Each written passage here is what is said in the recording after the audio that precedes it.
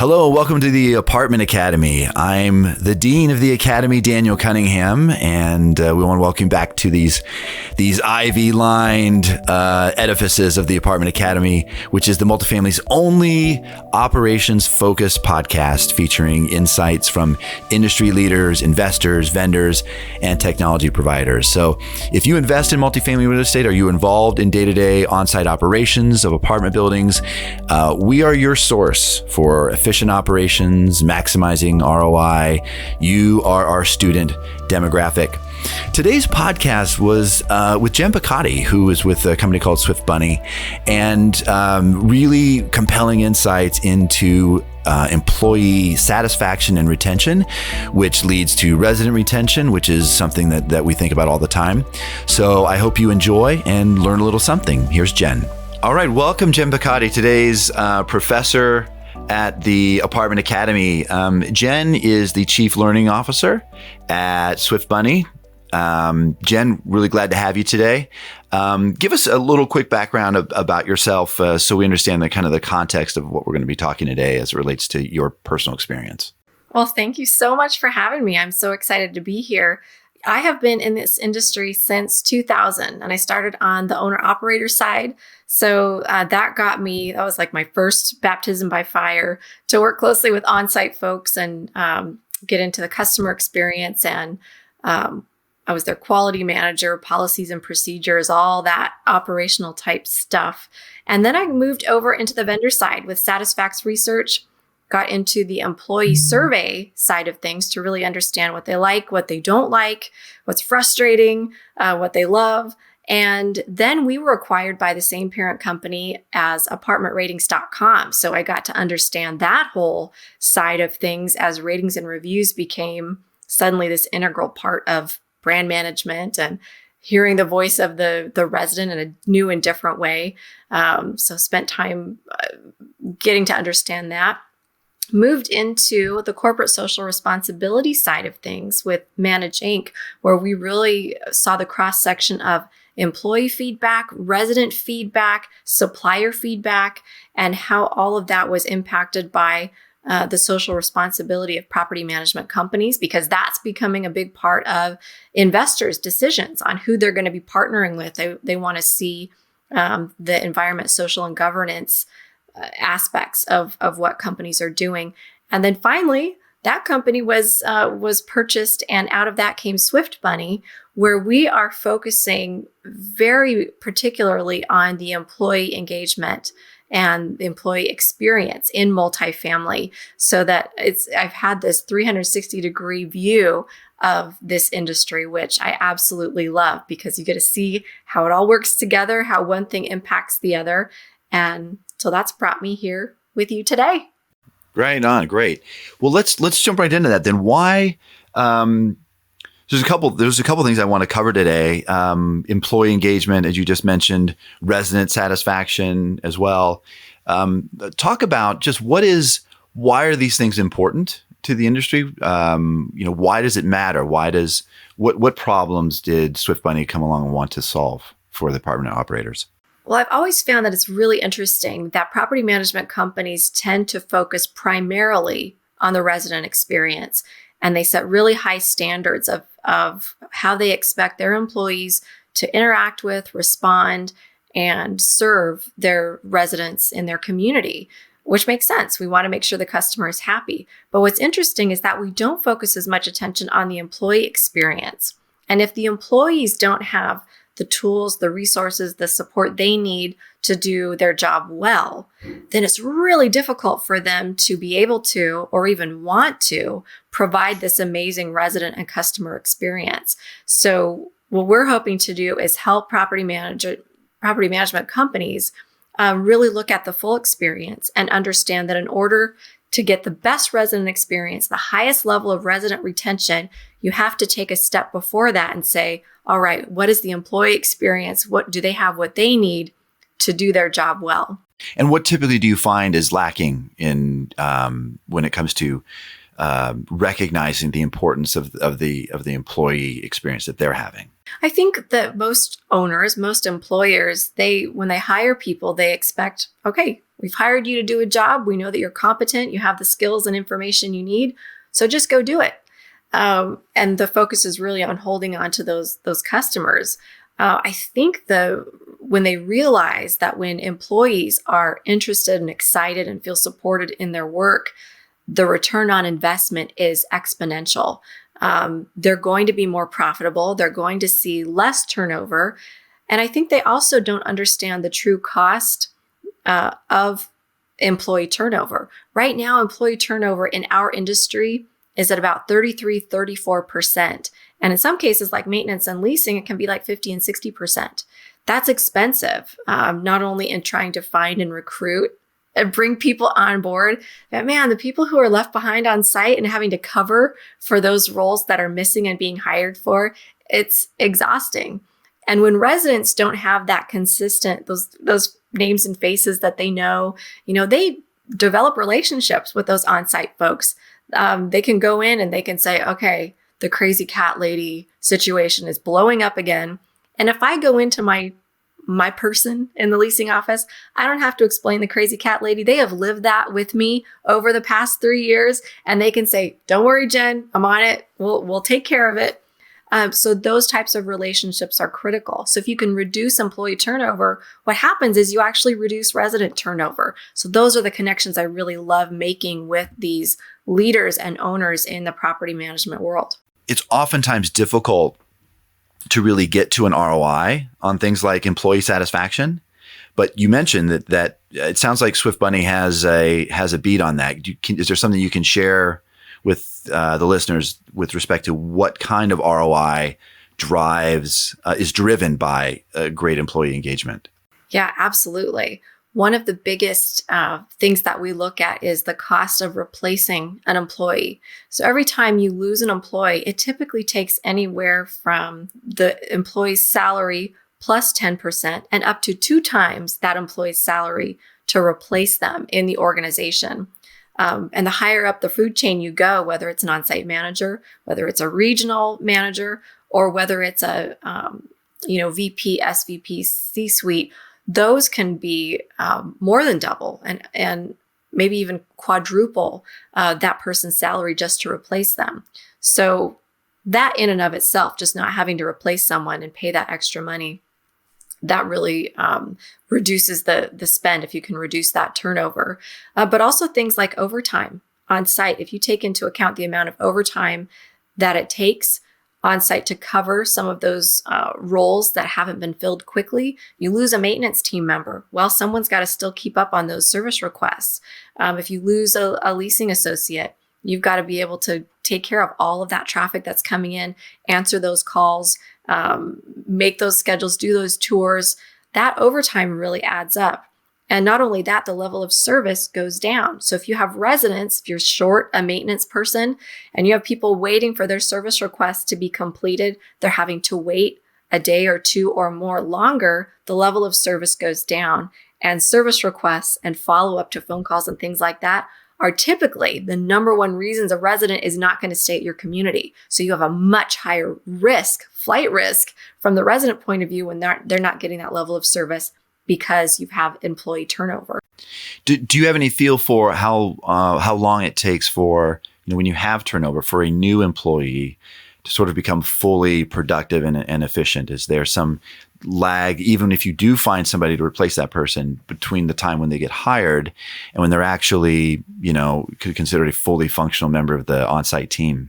Yeah, it can typically take anywhere from 90 days to 6 months for someone to truly get up and running. The other challenge with that is that we typically see the highest level of turnover happens in those first 90 days of employment. So if you have you get a person in place and they have a terrible onboarding experience, they're not getting trained, they don't know who to turn to for answers, they're just thrown into the frying pan, they're like, peace out. This is nuts. And they'll leave. And so then you've got to start the process all over again. So that employee experience, even from day one, can really pay off huge, because if you can keep them engaged, you can give them the information and the tools they need especially in those first 90 days, and have a culture for them to be delivered into with a lot of support so they can do their job well, you're going to have people up and running and functioning in those 90 days, get to work effectively and stay in their role a lot longer. Yeah, that makes sense.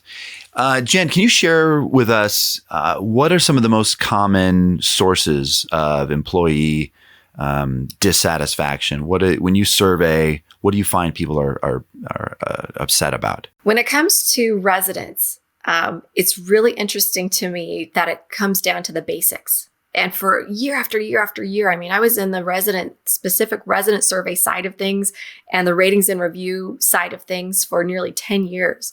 And it was the basics of not getting phone calls returned same day or even within 24 hours, not having their service requests done within 24 or 48 hours. Those are the things where people will just say it is not worth it. I am paying too much money to not be able to just get a phone call returned or an email returned or to get my sink to stop dripping. So those are really the basic type things. The other thing is having a consistent level of holding residents responsible for breaking the rules. So if the noise curfew is 10 o'clock. They don't like that. Well, no, they don't like that people aren't held accountable. Yeah. So it's like, okay, I'm being quiet by 10 o'clock, but you are allowed to have your parties until 1 or 2 in the morning. And I've called and complained about it, but you guys did it last weekend. You're doing it again this weekend. And so people actually respect the fact when property teams will say to that resident who's breaking the rules, hey, not okay. And this is what's going to happen the next time you break the rules. They might get some initial pushback, but generally people are much happier. Communities are much happier when property management teams actually hold residents accountable to the rules. So that sounds like a funny thing, but they really appreciate the fact that it's like, well, I have to do it. You have to do it too. Yeah, that makes sense. Now switch and talk about the employee side for a second. What are the most common sources of dissatisfaction from employees? It's interesting because communication is always at the top of the list for them as well. So typically we see adequate internal company communication. Do I know what's going on? Especially in a pandemic year when things are changing constantly. Do they know what the current approach is? But even in regular, normal times, just having access to information and getting responses within 24 hours. If a property manager or an assistant property manager has to ping the accounting department 3, 4, 5 times just to get an answer to a question that a resident has posed to them, that is really frustrating because it's not only a waste of time for them, it makes them look incompetent in front of their residents, and that's not a good feeling. So it's those things. It's also not knowing about potential job opportunities within the organization. Every company thinks that, hey, I've got a career page on my website. My employees must know where to look if they're interested. Well, the thing is, employees really want the company to be pushing those opportunities out to them on a regular basis so that they feel like, oh, my company's interested in me progressing. My manager's interested in me moving, upward and expanding my own role and my own skill set. So even just having a monthly or quarterly email that goes out to all employees saying, hey, here's what's new and available in our job openings, that one thing can increase engagement and satisfaction, which I find really fascinating. Wow, that's a great tip.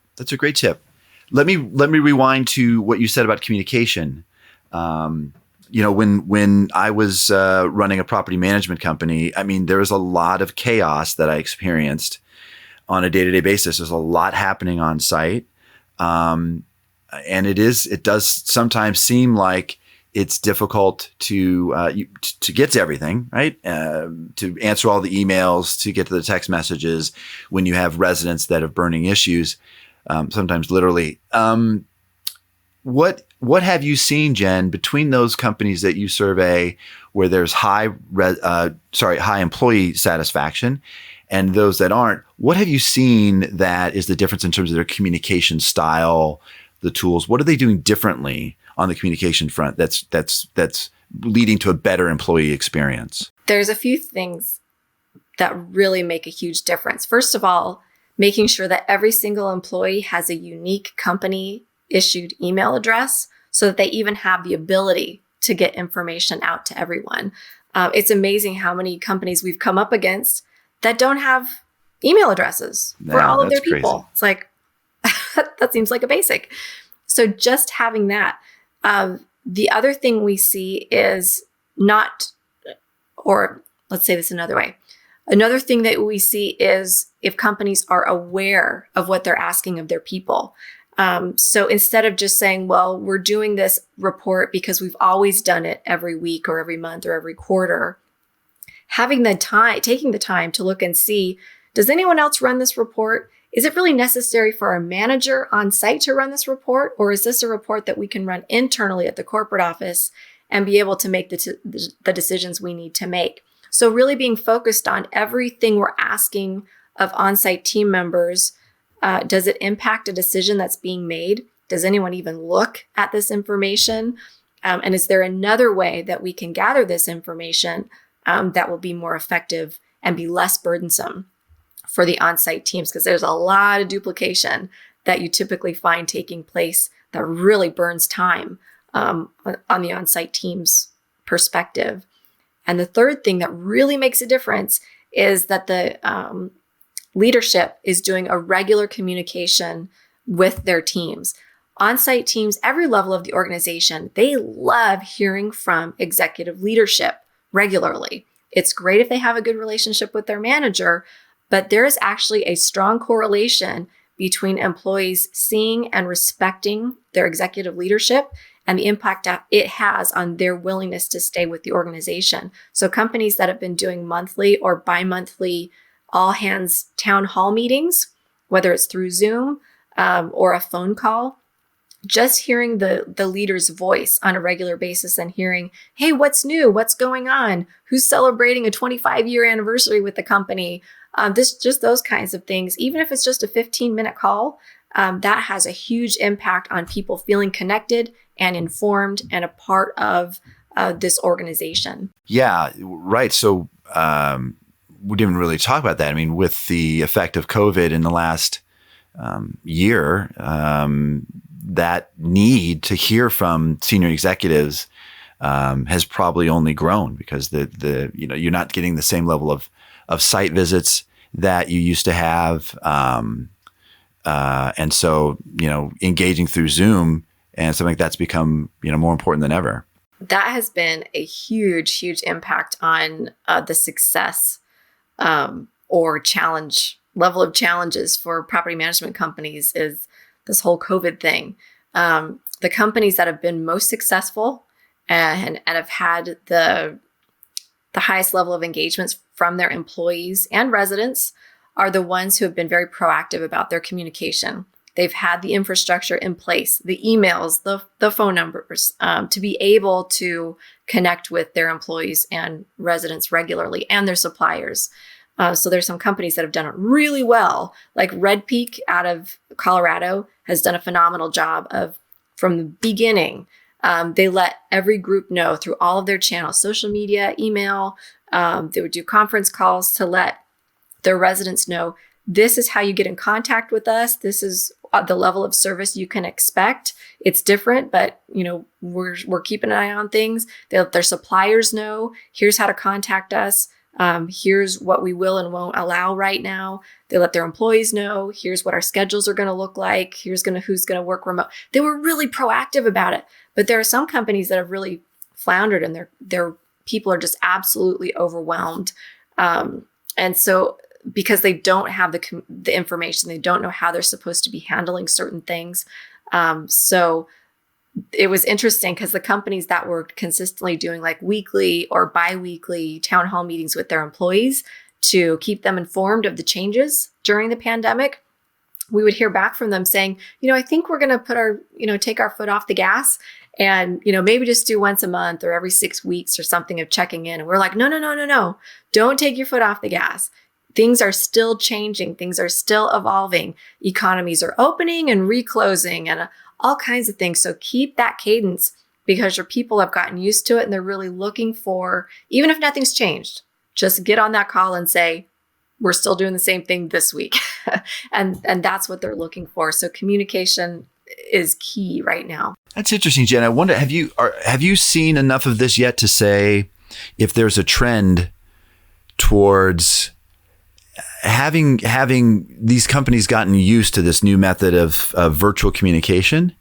Do you think that any of that's going to stick with us once, cities, states open up again? Do you think we will travel less to see, probably think about regional managers or regional service managers? Do you think there will be less travel now because we've gotten so much more efficient at these virtual communications?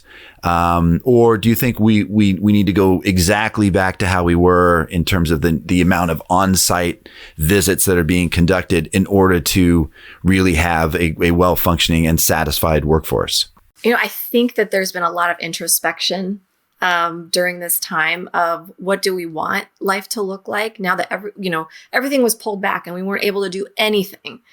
So what do we want to thoughtfully put back into place once things start opening up? I think that there is some pleasant surprise of there's certain things that we can do virtually. We don't have to do everything in person all the time. But I also know that this is a very people-focused industry. We like hanging out with each other. We like seeing firsthand how things are going. So I think that people will be a little more intentional about their travel.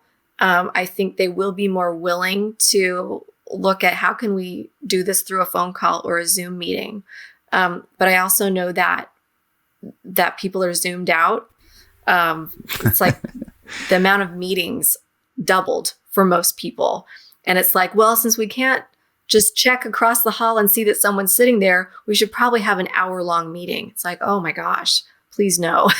So I think we're trying to find the right balance of what's the appropriate time of in-person visits versus online versus quick check-ins versus a quick text message. I think we're more willing to say we don't have to be together in person all the time.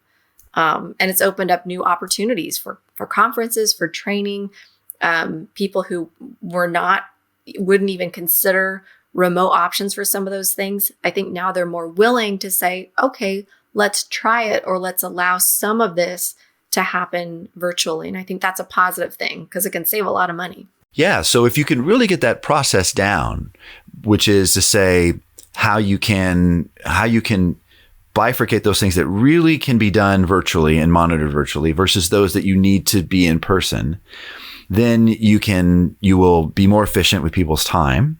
And ultimately you'll have more satisfaction from the employees on site because you talked earlier about there's a lot of sometimes some duplicative efforts, right? Between things that, are done one way and another. If we can figure out, we can do all this via remote, we can do all this in person, keep those two sides of the house, in terms of process really clean, you'll have not just a better running asset, but you'll have greater satisfaction, happier employees. Oh, absolutely. That sounds like the challenge. It is the challenge. And I think from a regional perspective, we don't spend a lot of time talking about our regionals and how much they have on their plates going, like you say, from property to property to property. They have so many meetings at the corporate office. They have to go out and figure out how to make it all happen on site. So I think that this is an opportunity for them. How do we better support our regionals so that they're not spread so thin? How can we streamline the communication for them so that they can be an effective leader for their teams of saying, okay, here's what we need to do. Still have those touch points with them, but not spend 30% in a car or on a plane. Right. We always used to say that we didn't want the regionals managing minutia. We wanted them making money. They should be when they make a site visit, they should be talking about the things that are generating revenue. Like how's our leasing percentage? How is our have we raised rents sufficiently adequately? How's our marketing? There's a lot on their plate too. So finding ways to make them more efficient, be able to do more remotely could be a big game changer for the industry. Let's shift gears a little bit. Talk a bit about what role does Swift Money play in alleviating all of this? Like what, if I'm concerned as an operator about my guest my guess, if I'm concerned as an operator about my employee satisfaction and resident satisfaction, what do I turn to Swift Bunny for? We are the only company out there that is multifamily focused and finding out about how are multifamily employees doing, what's working for them, what's not working for them, what they love about the companies they work for, and what are the things that drive them absolutely crazy when they go to work every day. And it's amazing to me that so many of the things that we find that are frustrating to employees are minor issues that are very solvable. It's just a matter of knowing what they are. And most of the time, they can't personally solve the issue themselves. They need someone a level or two above them to be like, oh yeah, we can take care of that. We can provide that. We can fix that. And so creating a conversation that makes it easy for leaders to consume the information and also know, well, how do we fix it? Because, data on its own doesn't do much for you. It's like, okay, this percent said this. So what? So what Swift Bunny really focuses on is not only finding that feedback, providing the data to you, but showing you, here's where you're going to have the biggest impact. This is where you're going to get the biggest bang for your buck by focusing in these areas. And here are some specific actions you can take to specifically address this thing.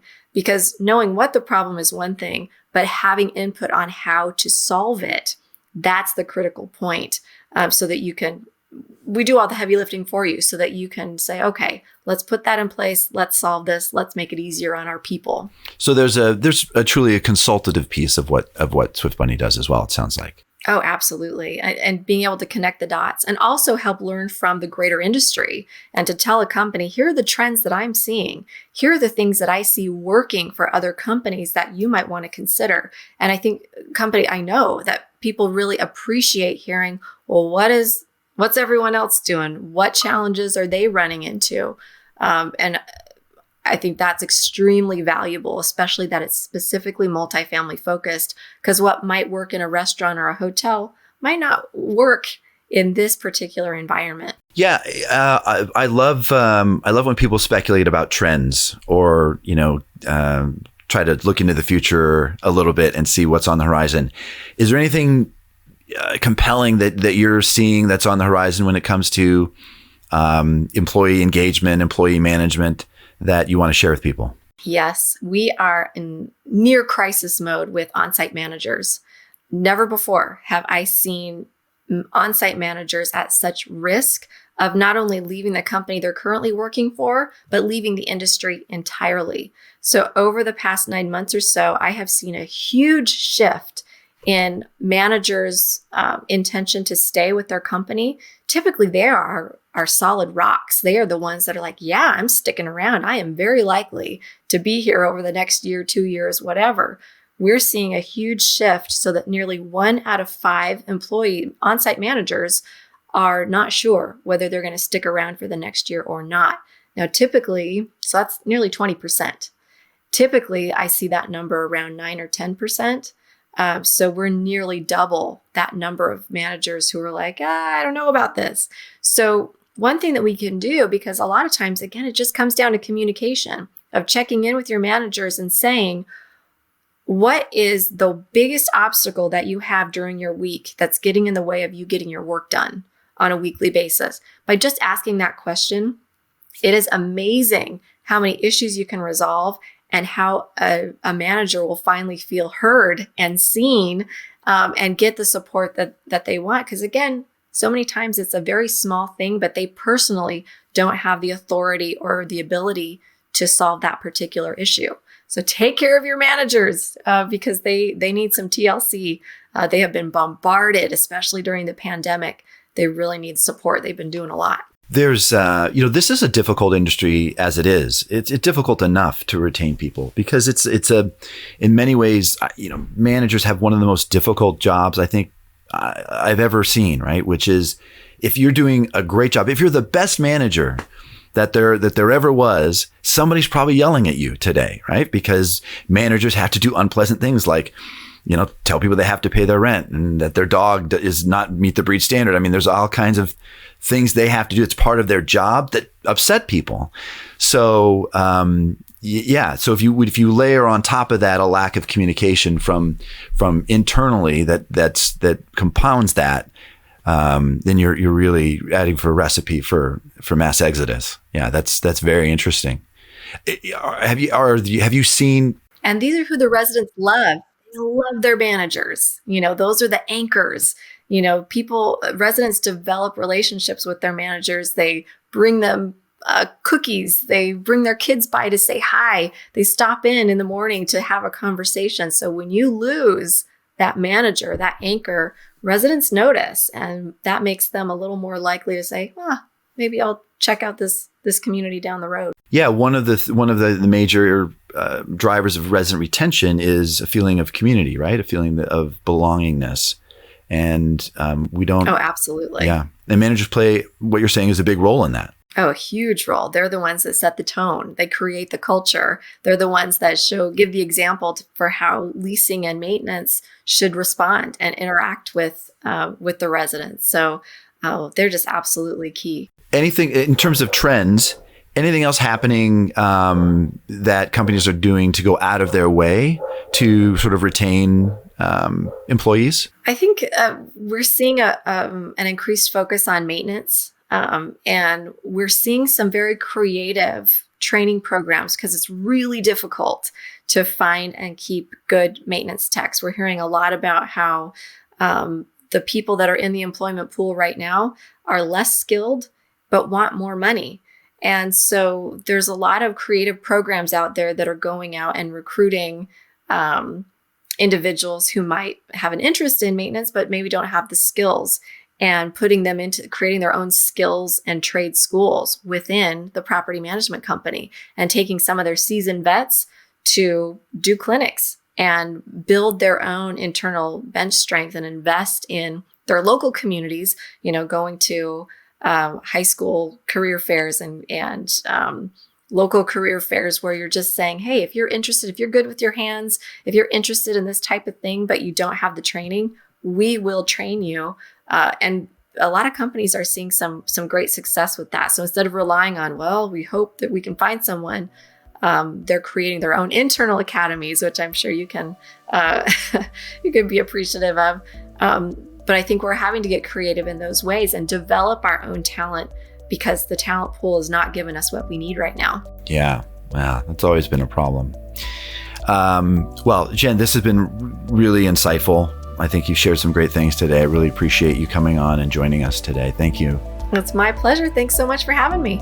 All right. Well, thanks for logging in and listening today here at the Academy. If you've enjoyed these podcasts and feel like your management company could use a little advice from some of the professors here at the Apartment Academy, then go to our website, apartmentacademy.com, and click Help Me, and we'll send you a questionnaire and provide individualized responses to your answers at no charge that I guarantee will offer you insights on ways you can immediately improve apartment operations. Look forward to next time with you.